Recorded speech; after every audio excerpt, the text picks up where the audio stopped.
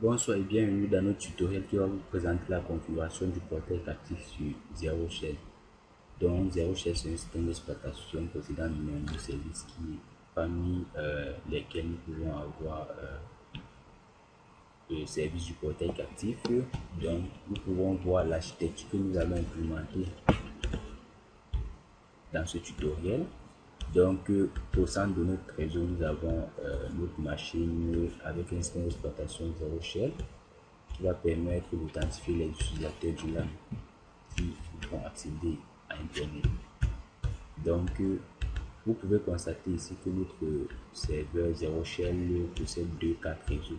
Donc, une carte réseau pointant vers Internet et une autre pointant vers le LAN.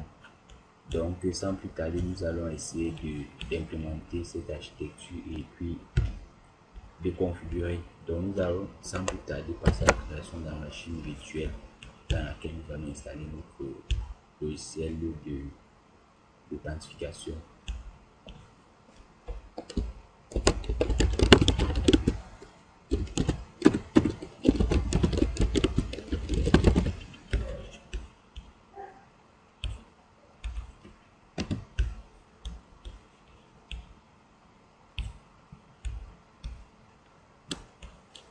Nous allons monter la RAM pour des soucis de rapidité. Puis nous allons sélectionner le fichier image que nous avons téléchargé sur le site officiel de Zero Shell.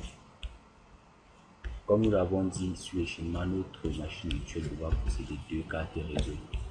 Donc nous allons ajouter une seconde carte réseau puisqu'il y a une carte réseau qui est présente par défaut lors de la création de la machine virtuelle. Donc network adapter, next, finish. La première carte réseau devra être dans le VNet 2, ce qui représente l'interface qui pointe vers le LAN dans notre schéma. Et puis la seconde interface de carte réseau sera en bridge, dans le réseau avec la carte filaire ou sans fil de la machine. Donc ça représente l'interface 1. Finish, démarrons. Il a noté que par défaut, lorsqu'on démarre une machine avec Zero Shell à l'intérieur, ça va plutôt démarrer en live. Donc ça va utiliser les données qui sont fournies sur le site de pouvoir fonctionner. Or quand vous aurez configuré maintenant des services et vous allez redémarrer votre serveur Zero Shell, toutes ces configurations seront perdues. Donc il est généralement conseillé d'installer ça sur notre disque dur, de créer des sauvegardes. Et c'est ce que nous allons faire par la suite.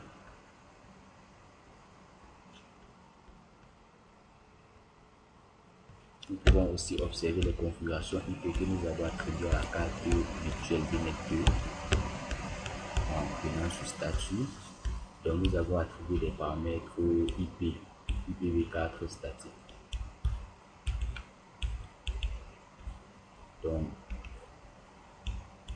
192.168.1.3 et nous allons dès lors que nous aurons configuré un serveur DHCP, nous allons juste mettre ça en automatique. Il n'est plus à se casser la tête à insérer des adresses de façon manuelle. Là, on nous demande si nous voulons créer un profil, nous allons mettre yes parce qu'il est recommandé de créer des profils afin de sauvegarder les données. Donc, nous voulons que le profil soit C. Puis nous allons laisser Zero Shell.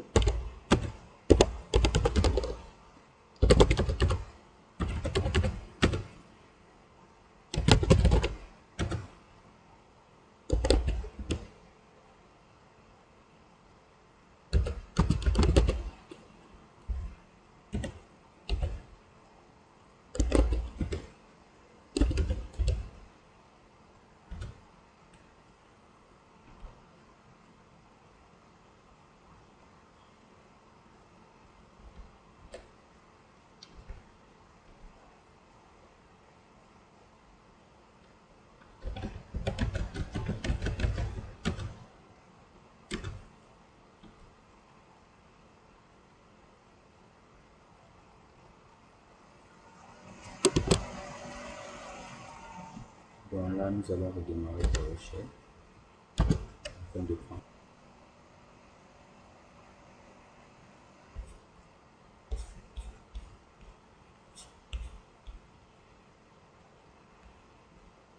Si vous allez nous excuser, apparemment les paramètres ont été changés, donc nous rebasculons ça en VNet 2 et en Braille. Et puis nous validons. C'était juste une petite erreur.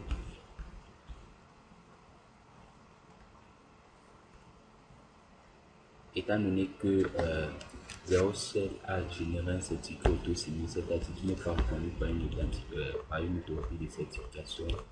C'est pour ça qu'on dit que la connexion n'est pas sécurisée. Nous allons juste ajouter une exception, confirmer l'exception de sécurité, et puis là, nous avons l'interface web de connexion de Zero Shell.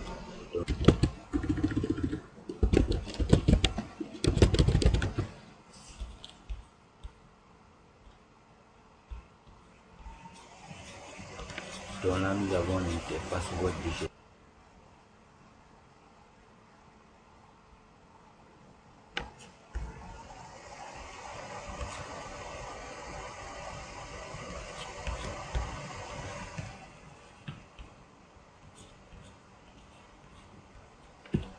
Donc, nous allons venir dans Network.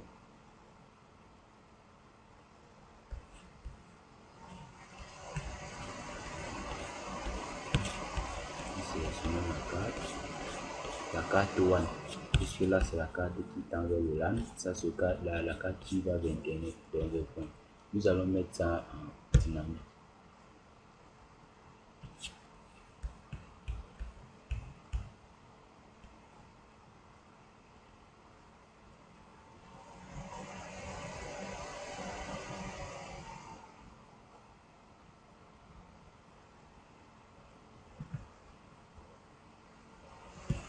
Vous voyez que là, j'ai obtenu la récipe. Maintenant, nous allons configurer le NAT dessus l'interface.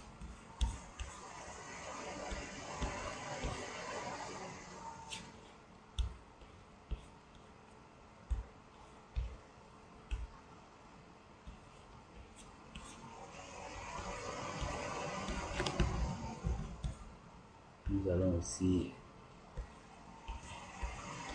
réguler le temps.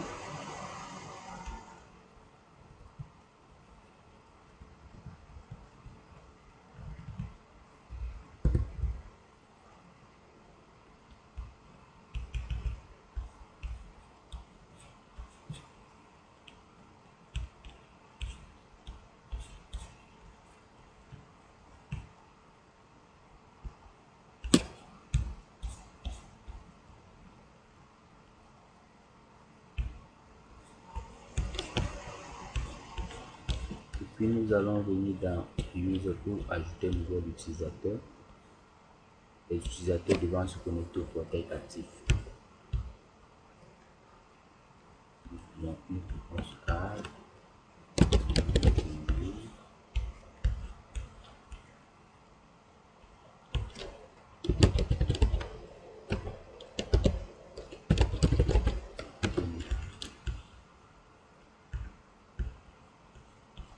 Nous ajoutons du crédit.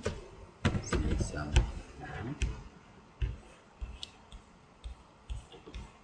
Et puis nous cliquons sur vous avez oublié de renseigner.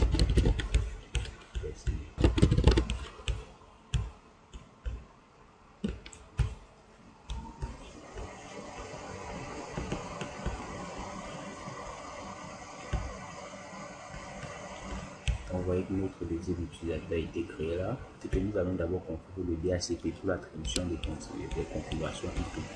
C'est notre client. Donc ici nous sélectionnons, nous cliquons sur nous. Nous sélectionnons l'interface, c'est l'interface PTH00. Nous cliquons sur OK.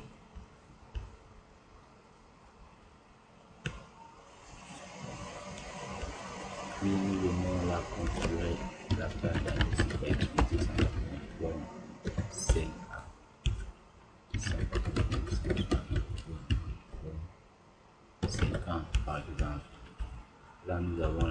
serveur DNS. Nous pouvons aussi rajouter à ça l'adresse du serveur de Google.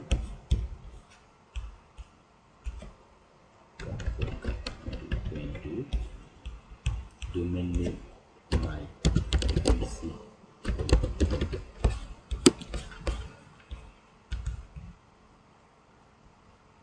Et puis nous validons en souci.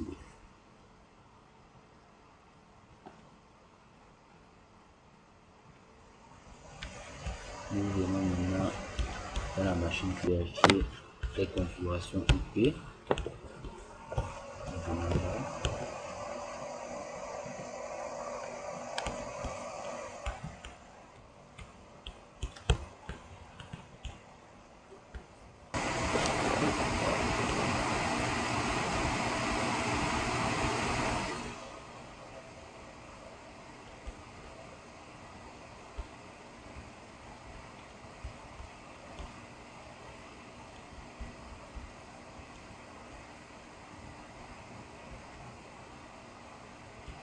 Et là, vous pouvez observer que les paramètres IP ont été obtenus à partir du serveur DHCP. Dans la configuration du serveur DHCP a été bien effectuée.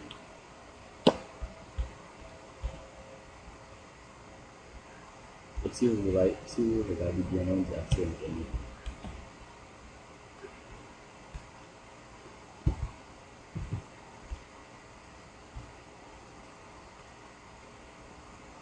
Donc, vous voyez là bien que l'utilisateur peut avoir accès à Internet sans problème. Donc là, maintenant, nous allons configurer notre portail actif.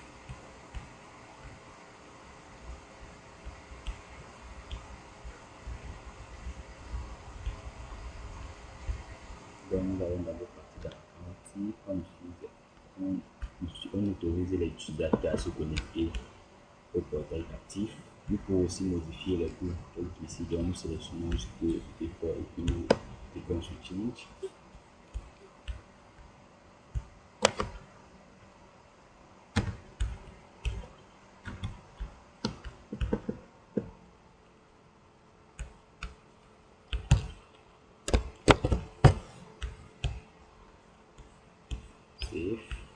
Et puis nous venons maintenant sur le plus intéressant.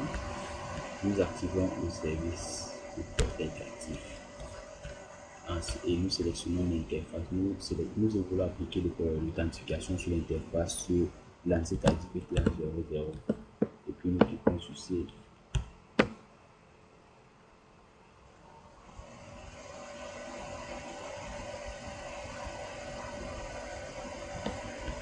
Donc ainsi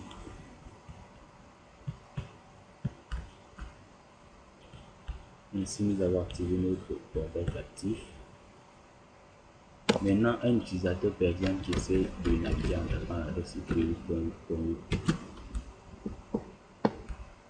sera automatiquement redirigé vers une page web d'authentification. S'il a par exemple l'adresse IP de Google, tant qu'il ne s'authentifie pas, il ne pourra pas avoir accès à Internet. Mais s'il s'authentifie, comme dans notre cas,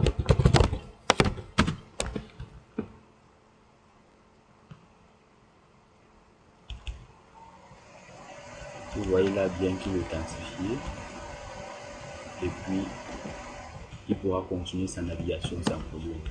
Donc ça c'est l'objectif de l'authentification avec le chef.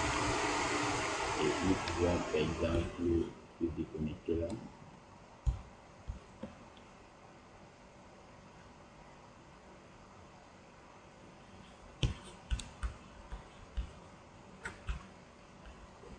Voyons voir encore s'il essaie encore d'accéder à Google.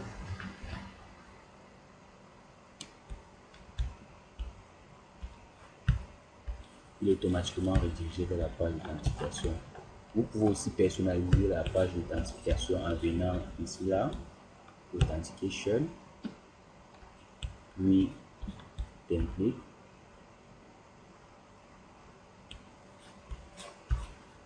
Vous sélectionnez Use Customize Template et puis vous prenez View Source et puis vous commencez à modifier. Donc c'est ainsi que s'achève notre tutoriel. Merci de laisser un j'aime et de vous abonner à ma chaîne. À la prochaine.